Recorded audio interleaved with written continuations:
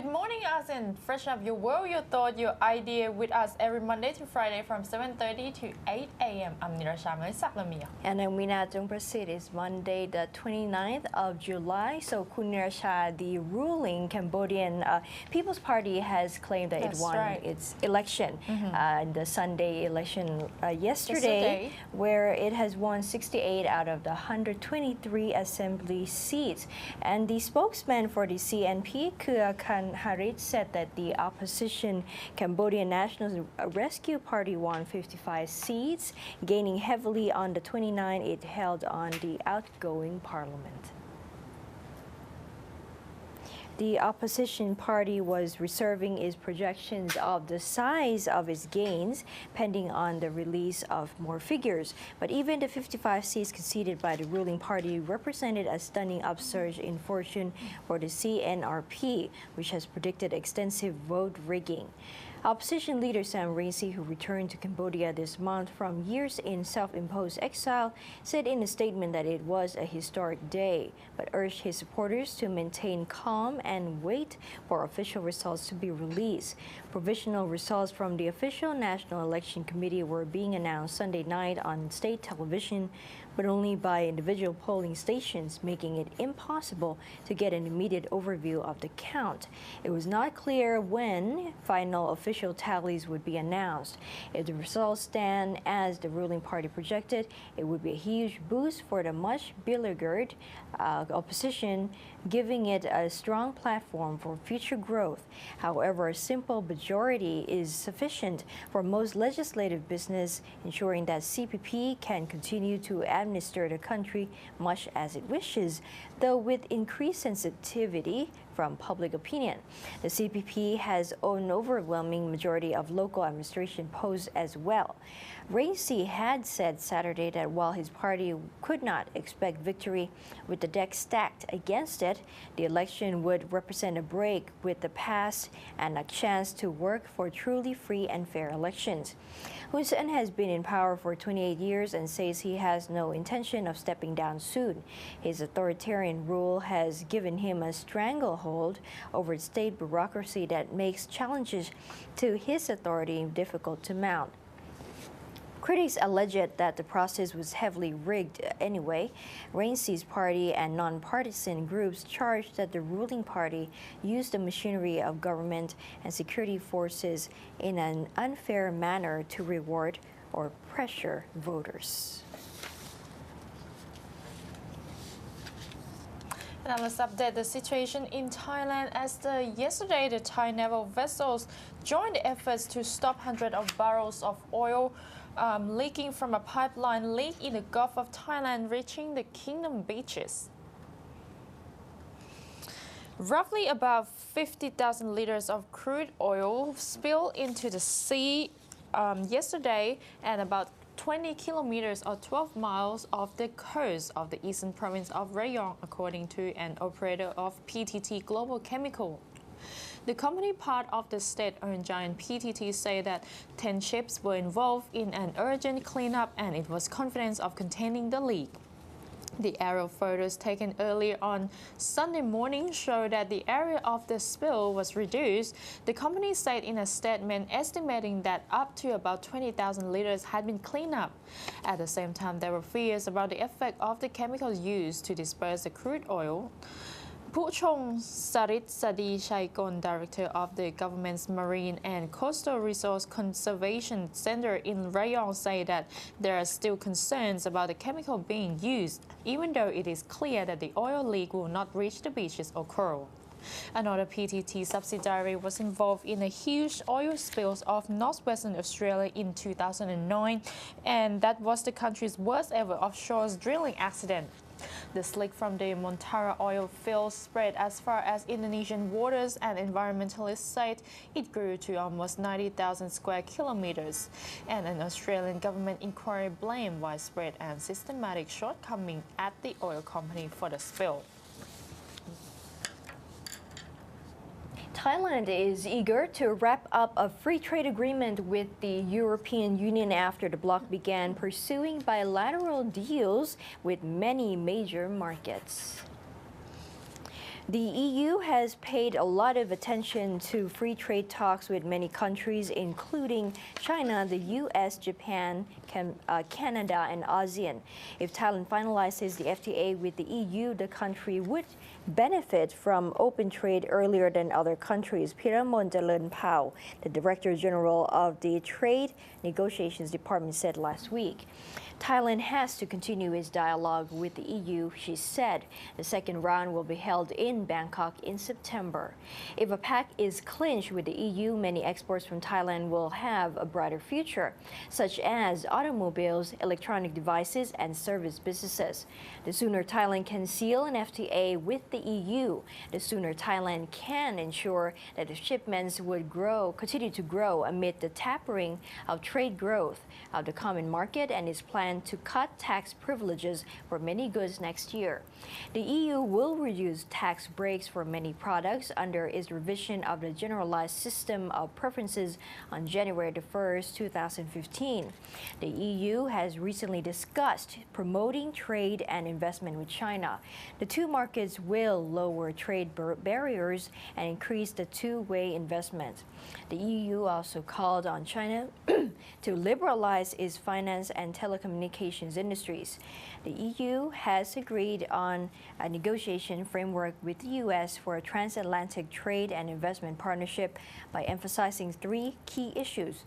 They are the market access, trade obstructions, and non-tariff barriers and regulations that comply with international standards, including intellectual property rights, trade and sustainable development, and trade policy. The two economic giants aim to complete the talks by the end of next year. And now let's have a look at the situation in the Philippines as the Philippines ordered troops and police on the heightening alert on Sunday after a restaurant attack killed 6 in its Recife southern region. However, they say that there were no clue yet about the culprit. Interior Secretary Mars Rosa said investigators were reconstructing the bomb site to gather more clues on Friday night's attack in Cagayan de Oro, a relatively peaceful city in Mindanao Island where various rebel groups and armed groups operated. Investigators have yet to determine the explosive used in the attack, which hit a bistro packed with at least 100 people. Most were doctors and pharmaceutical representatives who had just attended a national convention at a nearby hotel. 48 others were wounded in the blast, according to the police. And contrary to earlier reports, Rosa said investigators had not found shrapnel or metal fragments at the blast site, which would have indicated an explosive device made from a mortar bomb. Rosa's statement suggests that the attack may not have been the work of the Muslim militants who operate in other parts of the South and are known to use mortar bombs rigged to a timing device. When asked whether investigators were looking at any specific group behind the blast and what the motive could be, he said that if it's business rivalry, fighting over land, or terrorism, then he could not say yet until he find out all the facts and details. Cagayan de Oro is a bustling city that has been relatively unscathed by a decades-old Muslim and communist insurgency that have plagued parts of the South in this largely Catholic country. The Moro Islamic Liberation Front, or MILF, or the country's largest Muslim insurgent force, said yesterday that it had no forces operating near Cagayan de Oro and condemned the attack as un-Islamic. The MILF, which is negotiating a peace deal with Manila, was also willing to help track down the perpetrators if asked by the government, according to the group-wide chairman for political affairs, Ghazil Jafar. A community in Malaysia is introduced to learning English online. Find out more in the Star Malaysian report.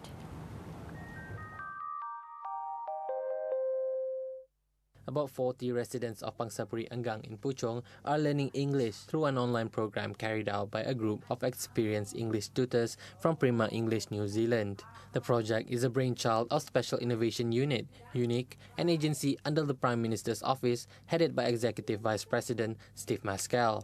In February, UNIC approached the executive director of Richmond on Thames, Mary Gill, to bring this vision of teaching English to communities in low-income areas. What has come out of this that has even surprised us is this. Number one, that the community actually asked that they wanted to learn English. Okay? And secondly, the greatest challenge for us is they do not have computer skills. Together with Prima English and Brain Bites, the team then came up with a teaching plan and modules to implement the e-English program. During this 3-month program, students are introduced to grammar, pronunciation, reading and comprehension, listening and speaking through face-to-face classes. Then students are taken into actual online activities and taught how to do online lessons. As Mary told me initially when they first arrived, they had no confidence to speak up, they didn't want to open their mouths, and here we are well through the program. We've got another couple of sessions yet to go, but these people are so happy to use the language, and I'm communicating with them here today, and I certainly don't speak Bahasa or Malaysian language. So Prima English, that comes under Prima Group New Zealand, has vast experiences in conducting interactive online English lessons through their effective language learning materials. A post-test is conducted every 6 weeks to test the performances of the participants based on how much activities have they attempted on a percentage. Guru-guru kat sini memang bagus, walaupun orang kadang ada yang muda sikit daripada kita orang. Tapi seronok ada orang pandailah interaksi dengan kita kan. Sebab kita yang dah berumur, cara orang mengajar tu lain lah. At the end of the program, participants will receive a certificate by Prima English and the Wintech Foundation New Zealand. Coming up next, Laos invests 217 billion gib to fight with poverty. Stay tuned after the break.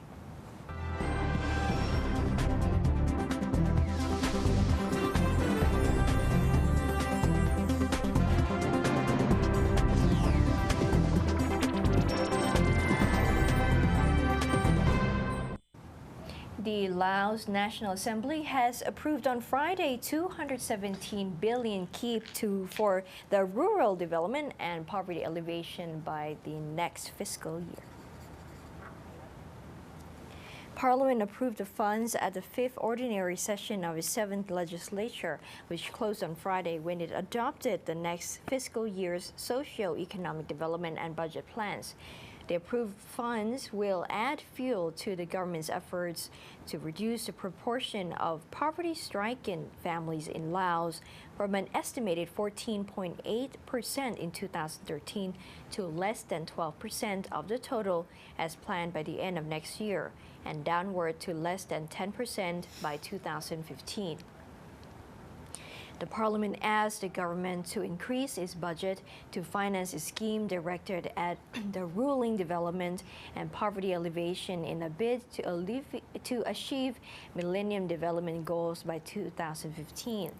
The scheme includes an initiative of the Lao People's Revolutionary Party to create cluster villages by resettling small isolated villages and grouping them to make bigger ones.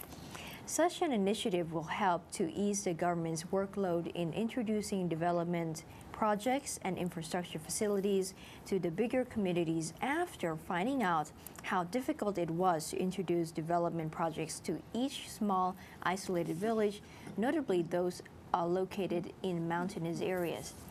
The government was asked to work at creating permanent jobs for multi-ethnic people, especially those who move to live in the newly resettled villages in order to help them make a living and prevent them from engaging in low-earning slash and burn-shifting cultivation.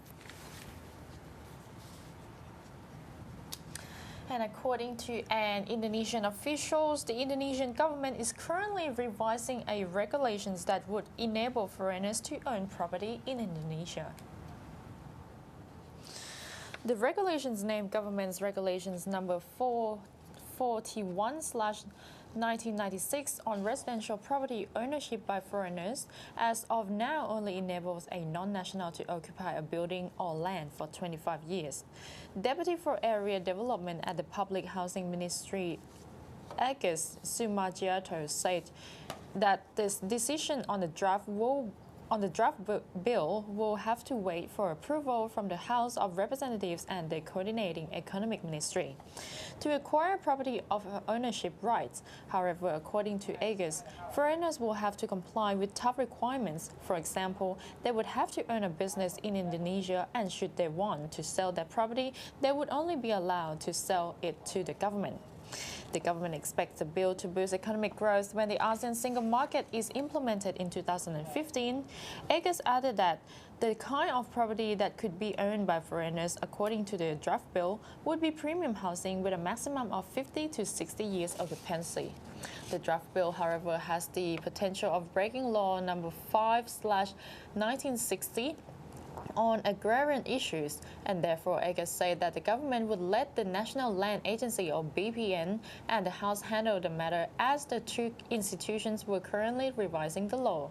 Associations of Housing Development in Indonesia, or APERSI, Chairman Eddie Ganifo said that the decision to allow foreigners to own property clearly violated the agrarian law, as it states the land in Indonesia can only be owned by Indonesian nationals.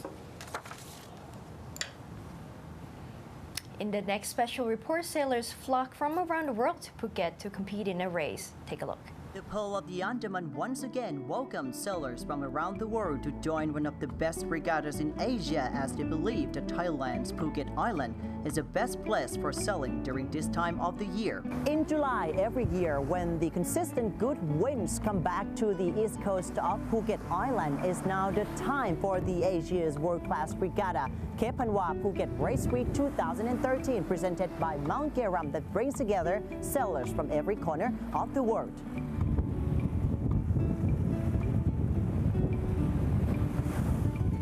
Coming into its 10th anniversary, Cape Phanwa Hotel Phuket Race Week 2013, presented by Mount Geram, the Asia's world-class regatta opened its doors wide to sailors and racers from around the world to Thailand's heavenly island of Phuket, comprising 4 days of exciting yacht racing and 5 nights of magical beachside parties at the 5-star Cape Phanwa Hotel during the 17th to the 21st of July 2013. Kittipat Chayakul, the marketing director for Raimi Control, who sponsored the event for the 3rd year, said that Phuket Race Week saw an increasing popularity as more boats joined the race this year. As I know, last year there were approximately 34 boats participating in the race. This year, I understand that we have more boats, like 37 boats. So that actually illustrates the excitement that this race actually created for the sailors and the participants. So I think we're very fortunate to be part of it, and obviously the beautiful property of the Cape Phanwa.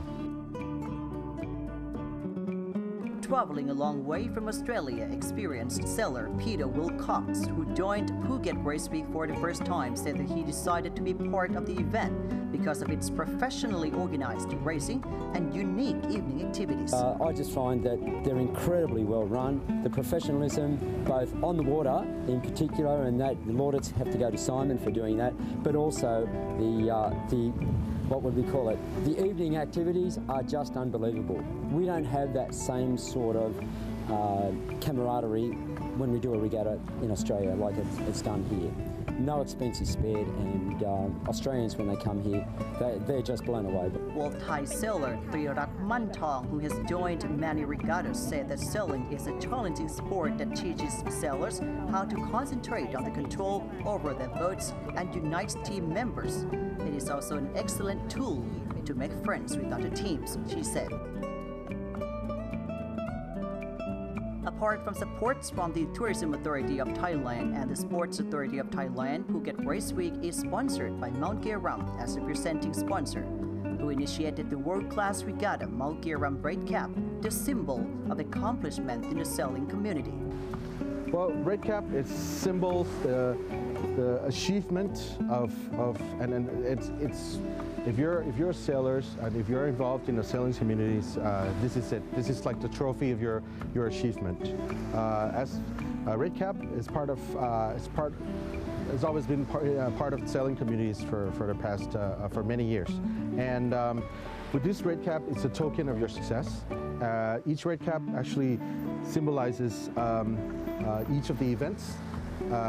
So sailors would collect these items. These are all collectible items and exclusively available for sailors only. And that wraps up our Good Morning ASEAN for today. See you again, same time, same place, same channel. I'm Nira Shamali Saklamia. And we now will say thank you so much for watching. สวัสดีค่ะ